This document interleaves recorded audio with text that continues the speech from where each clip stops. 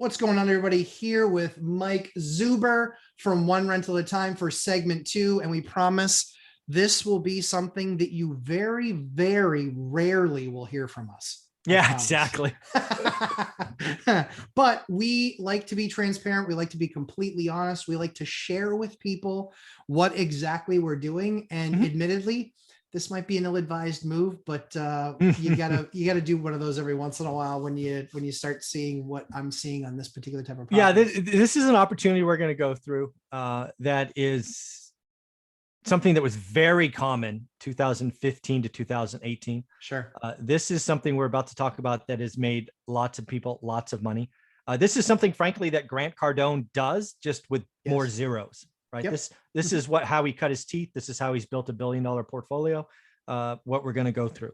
It is probably not where a brand new investor would start because you can easily tie yourself in. Yeah, a very painful mistake. But that said, when you gain experience, it's always about finding the best opportunity. And I think you have found one that is, maybe day one, not the best opportunity, but it's not about day one. It might be about day 300. And when I look at it, I'm like, oh my God, that's an awesome deal.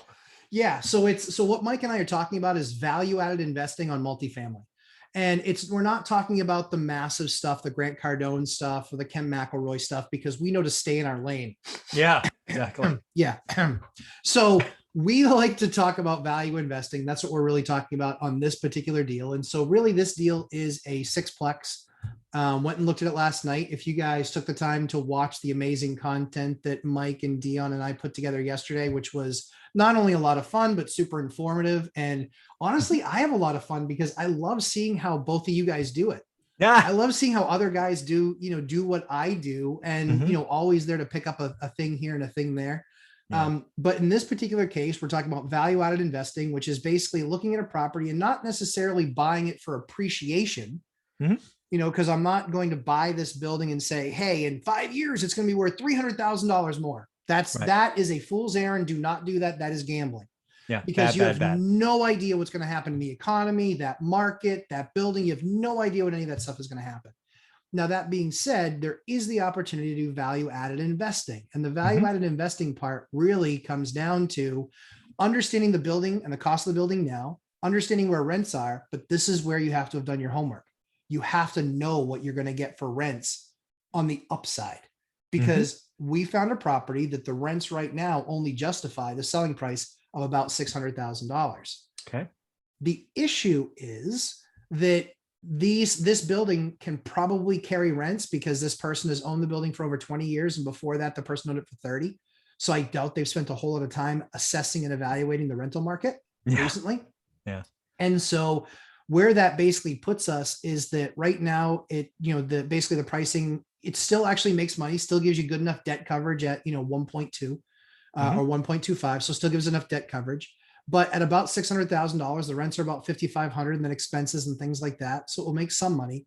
But the upside there is that these rents on these units that all have either month to months or expiring leases within the next 6 months, that these rents can easily go from $6,000 a month to $9,000 a month. Yeah. Well, there's a couple of things that are really subtle in this opportunity. And I do this all the time. I would say probably 30% of my portfolio is I walked into a footprint and I found how better to use that footprint, right? In my world, there's only 3 things that drive rent, and I'll go reverse order. One is parking, right? Is it street parking, covered carport, or garage? Yep. And as you might suspect, as you go up that ladder, you actually get rent for that. Number 2 is bathrooms. Even a half bath generally gets me more. If it's a second full bath, potentially hundreds of dollars more. But the big one is bedrooms. And that's why when you walk into a square footage, let's say that's 1,200 square feet and it's listed as a 2-bedroom, you better be looking around for where the hell is the 3rd bedroom. It doesn't always work. I remember walking through a 1,400 square foot house one time and not being able to create a bedroom. It was so poorly put together. Yep. But 90% of the time, 80% of the time, I can walk into a 1,200 square foot 2-bedroom and go, that's where bedroom number 3 is going. That's right. It's a wall, a closet, and you have to obviously have a window for egress to get out in case of a fire. But it is really not that hard to do. And it's thousands of dollars, like 1,500, maybe 2,500, depending on how much. Well, today wood's expensive, but maybe it's $3,000 today, but it's a great ad, right? I get $250, 300, maybe 400, depending on where it's located for that extra bedroom. Yeah, it's almost always less than a 12-month return on investment. Oh, for Almost sure. always, right? Very fast, because you'll want to run some outlets and things like that. And then there's a couple circuits, but again, all fairly small stuff. Like you were saying, you're less than $3,000 or $4,000 for sure on doing something like that. And again, you're adding $250 to $350 a month to the rent. The only caveat that there is that up here in New England, I don't know what it's like out in the West Coast, but here in New England, we have city water and sewer, but we also have a lot of areas that aren't close to downtown metropolitan areas that are on septic and leach fields and wells. Sure. Now, be very careful when looking at that, because in our state, I don't know about any others, but in our state, you can't add a bedroom unless your septic plan allows for you to add a bedroom. So you can add a room, and it can be sometimes people use it as a bedroom, but you can't add the room and call it a bedroom on the house. If it's a 2-bed, 2-bath house, it's a 2-bed, 2-bath house. Even if you add another room, it's still a 2-bed, 2-bath house. You can use it differently, but the reason that they do that is because when you submit a septic design, it's based on the number of people, number of bedrooms that are going to occupy the property. For sure. And that's what they base it on. That's what your taxes are based on. And so just beware that if you aren't on water and sewer from the city, that is something that does change. The only thing that guys like us see when we're doing stuff, in a downtown area, is that obviously our water sewer goes up because the usage is going to go up, because you're adding another person to it. However, it far outweighs, when you're getting that rent, that far outweighs the expense that you're going to have on the other side. I mean, it's negligible, the amount of additional expense you're going to have. Yeah, I love it's almost always less than a year payoff. Yeah, I love the fact you called that out, because again, in California, I've never had to worry about a leach in septic system, at least in my market. I'm sure they're around California, but not where I buy. But it's definitely know the rules, right? Do your homework in your area. But the whole idea, right? If you can, and it's legal, right? Don't do anything that's not, turn a 2-bedroom to a 4-bedroom, or whatever. It's really, and again, that's really what Grant Cardone has done, just on a bigger scale, right? Is he's up leveling, he's adding to it so he can get increased rents. The increased rents increasingly fall to the bottom line. The NOI gets bigger, the NOI and the cap rate value, and bingo, he bought it for 14. Now it's worth 24. That's right. He's just doing it with more zeros. But again, in today's market, as we've said many times, there's almost too many people looking at value add. But if you can find one, right? Because I run the numbers really quickly on just what you've said. You're going to buy it for 6. If rents truly get to 9, just using the same cap rate, you're probably at $1 million valuation. Exactly. Yep. And so we actually, one of the things is, because I know that this actually won't get published in time for them to be able to react, just in case they're watching. We're actually doing a 605 with a $5,500 escalator all the way up to 655 or 654.5. So because ran all the numbers, and I still have, you're like, coverage. I want this deal. Naughty. It's the wrong thing to do. This is the wrong thing, but it's value add, because, I'm willing to roll the dice. And this is such an iconic property. I don't care about having my name on a building, but I care when an iconic building that hasn't been sold in open market for over 50 years. That's something that I want to own. There's only 8 buildings in this stretch of the city. There's only 8 landlords. That's it. Only 8 guys get to own something on this stretch. And this is right where police department, city hall, this is the center of this spot. City. This is the center of the city. Yeah. And so I'm excited. When do you hear? Is it today? We'll talk a little bit about the offer, because I talked a little bit about the structure. So I gave them till 8 p.m. tonight. I just signed it in between our segments. Yeah. Nice. Because we just had to do the price revision. But we signed the escalator clause. So for those of you who don't know what an escalator clause is, you can basically tell your broker to put an escalator clause in there, which says, I'm willing to pay 605 to start, but any other offer that comes in before my deadline, which is 8 p.m. tonight, you can raise my offer $5,500 at a time. So if they come in, let's say at 615, you can raise it 2 sections at 5,500, which would bring my offer to 616. There you go. If they get one at 625, they can raise it 4 units, which would bring me to 667 or 627.5. Mm-hmm. So that's what we're trying to do, is because we don't want to overpay, but we're happy to pay more than almost anyone else, I think. Yeah, that's well, I'm going to be looking at my phone about 5 o'clock Pacific time to see if you got it. You and me both. I already told my agent, I was like, listen, you watch The Office, you know, Dwight Schrute calls his broker and says, go get it for me. This is your moment. Go get this for me. I want this building. Go get me this building. And he's like, man, you really want this building? I go, yes, but the selling. Yeah. What was your first clue? Yeah. Well, the funny thing was, so get this. So I'm walking the building yesterday and I said to the agent, I go, so just curious, what made you list it for 6? Yeah. He goes, we want to start out at that number. What? That was what his answer was.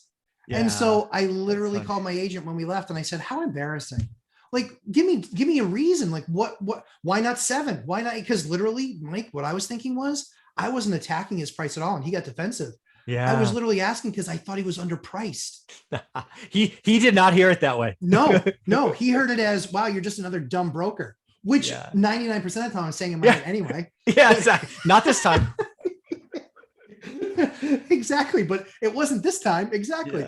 So Mike, I will definitely keep you in the loop, because like I said, this is a value add deal. Do not be a new investor and do this stuff. You need to really understand your market. Here's the whole reason I can do this. I know my market cold. I know it inside and out, upways and sideways. I know for a fact, with minor changes to this footprint inside, which is just adding bedrooms, 20-foot ceilings, I can just add a 10 by, a 14 by 14 box with a 10-foot ceiling in it. And I still have a ton of space on top. I'm going to make a little loft space on top with just like bean bags and a hangout area on top of each of those boxes.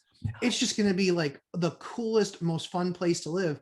And yeah, it's going to mean that unit can triple rent. Triple. It's a 2,200 square foot 1-bedroom. That's insane. That let's just say we don't build those anymore. Yeah. Those are not being designed 2,200 square feet, 1 with bedroom. Good reason. Yeah. That almost hurts my head. Yeah. I mean, think about that. That's Mike. painful. That's massive. Like the house that we sold before we moved into this one, that house was only like 2,500 square feet. It's really like 300 square feet bigger. It was 4 bedrooms with an office and 2 living rooms. And I'm like, 2,200 in 1 bedroom. Jesus. Yeah. And the crazy thing is like in these buildings, the windows are 4 feet across and they're 12 feet tall. Wow. It's gotta be gorgeous. It's just beautiful. Like the view out the front is of the downtown. The view out the back is of the mill and of the river.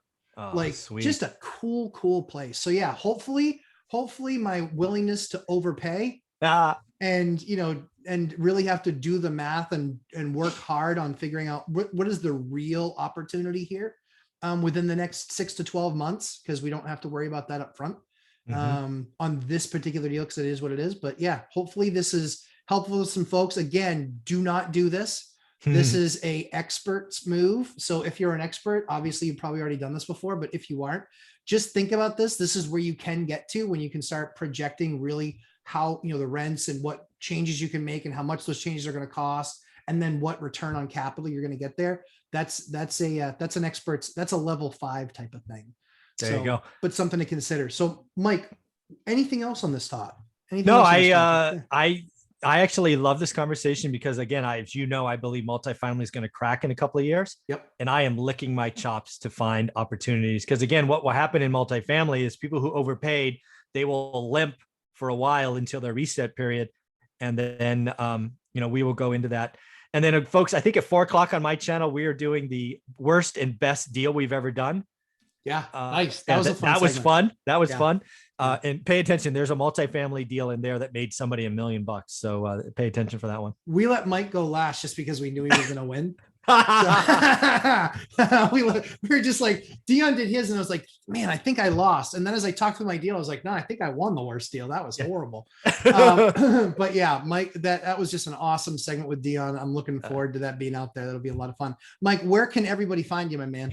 Go to Google search bar and type in One Rental at a Time. I should pop up in lots of places. Yeah, you guys are totally missing out if you're not subscribed to his channel, and help the dude out. He's like just shy of 20,000. I know. I mean, honest to God. And you can be a triple threat. You can help him get to 20,000. You can write a 5-star book review, and you can actually participate and jump onto Instagram as well. Yeah. Because he's got all those things. He's readily available. I mean, I see him too much this way anyway all week long.